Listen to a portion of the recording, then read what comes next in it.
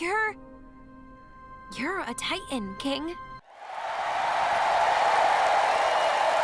Another week of the Owl House means another week of fan theories being confirmed by the new episode contents. This one, of course, being King Clawthorn is indeed part of the Titan race. More specifically, the last remaining Titan in the entire Demon Realm. Let's bring it back to the beginning first, shall we? King starts having dreams about his real family coming to visit, he and his adoptive family, with all of them having a nice dinner together. Unfortunately for him, he's awoken from his dream by Ida to let him know Luz is ready to talk about what she saw in Belos' mind. Considering she's been quiet about it for all this time, it's clear what she saw in there legitimately traumatized her a little, to the point where she had to take this time to come to terms with everything she saw before she was willing to share the details with Ida and King. After Luz lays out all the details about the draining spell / Belos being Philip, she's ready to spring into action and stop Belos. Though Ida thinks it's not a super great idea at the moment since they don't have much backup, just the main gang plus Lilith, who later arrived, isn't enough at the moment. This leads King to suggest searching for the rest of his kind / his family in hopes of them helping. He would have known about them sooner if it wasn't for Hootie eating all the mail. Specifically, the letter sent to him by the man seen at the end of Ida's Requiem. The letter comes with a map to a desert location as well as a stone finger of some kind, which is revealed to be the key to access the entrance to this clan's village. The search party consists of King,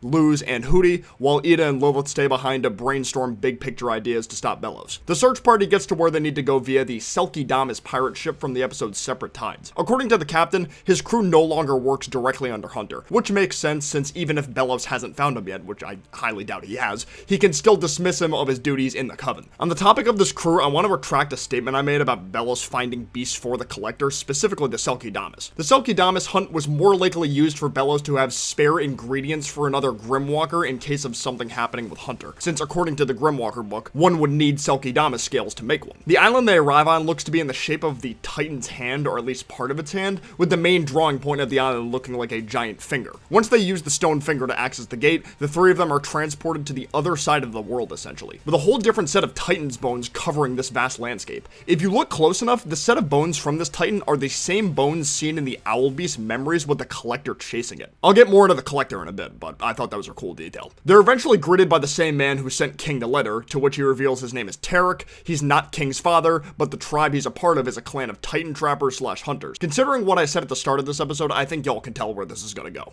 Tarek gives them a quick tour of the village known as Titan Trapper Island, later going on to explain their god, also known as the Grand Huntsman, believes one Titan remains. So they've waited in solitude for this last Titan to appear, so once it does, a new hunt can begin. It's quite a shame these guys turned out to be baddies in the end, because they were incredibly accommodating during the first half of this episode. All of them, including their clan leader Bill, were willing to cooperate with taking down Belos until they found out King was a Titan. Anyone notice how when Luz first met Bill, he was reading a book by Flora Desplora, the same woman Lilith spoke to in Elsewhere and Elsewhen? I found that pretty funny, not gonna lie. The more Luz and Hootie talked with Bill, the more suspicious she became of him and the rest of the tribe. He went on to describe how Titans act very similar to King by going wah like he does, how all the attire the tribe wears is just disguises to look like a Titan to make it easier to trap one, and last but not least, it's revealed the Grand Huntsman these guys worship is none other than the Collector. This makes for very interesting parallels between this island and the main Boiling Isles. A lot of people on the Isles treat the Titan like a god of some sort, you know, even more so after Belos came into power. This is more evident in the beginning of this episode too, when Lilith exclaimed, "Oh Titan," you know, the same way people say, "Oh God" in real life. Then you got this flip side world where a whole different group of people worship the Collector. Hell, even Belos, whose real name is Phil, rhymes with Bill. One's a Titan follower, but that's in quotes now, and the other being a Collector follower. It's essentially how people in real life can worship God and others can worship Satan. Considering the people who worship the Collector are being told to slay Titans, I think it's safe to say the main Titan whose bones lay over the Boiling Isles fought the Collector in the past, and although he's clearly dead now, he was able to steal the Collector into another dimension. Hence why the Collector was rhyming about being trapped beneath the bones. This adds more fuel to my mini theory about King needing to be the one to take down the Collector in the end, because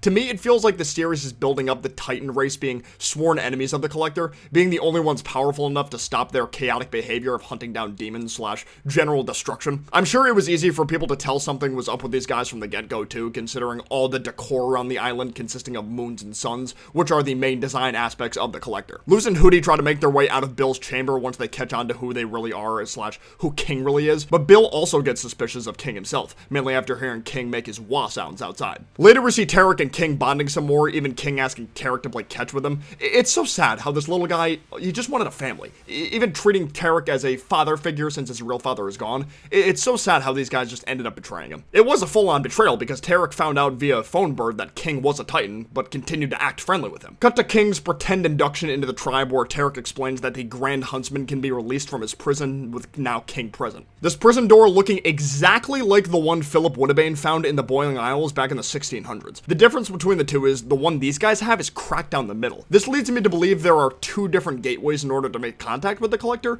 unless they're the same one. But if that's the case, Bellos would have needed to be in this village with this mirror in his possession at the same time for this to be the case. And then this mirror would have had to have broke while he was there with it, and then he just would also have left it behind.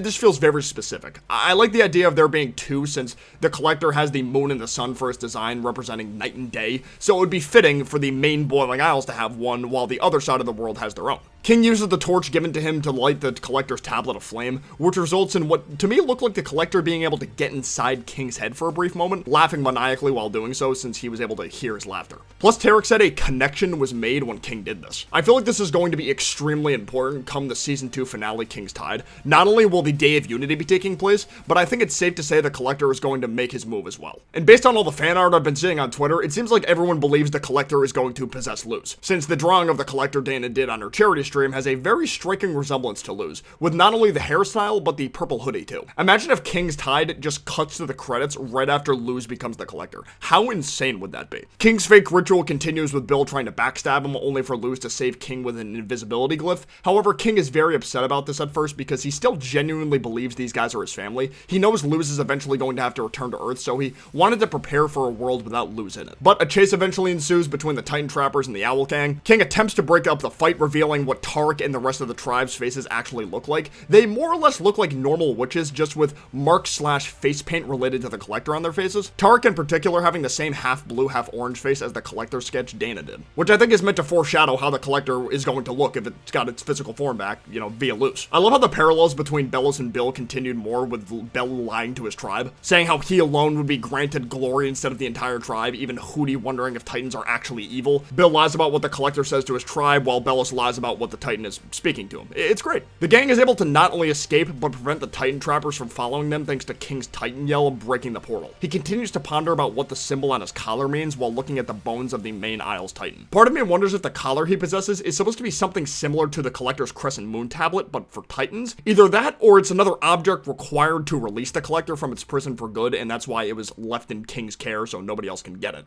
That's all I can think of anyway. Also, still not sure if the main Titan is King's dad, or if his dad was a different Titan altogether, because if King's dad was the Titan, that either means King was inside his egg for an extremely long time, or Titans age way slower than witches and humans do. Because when Ida found him, he was basically still acting like an infant. You know, couldn't really talk or anything. So it feels more likely that the main Titan is King's ancestor rather than his father directly, at least to me. I'm curious what you guys think though. Who do you think King's dad is? What's good with the Collector right now too? Is King's collar another piece of the puzzle to release him, or is it something else? We need answers. What were your general thoughts on this episode as a whole too? I liked it a lot, but Hollow Mind still sits on the throne for Season 2 in my opinion. Of course, if you enjoyed this video, be sure to leave a like down below. It helps out a ton. But for now, I will see you guys next time. Peace out. Take care.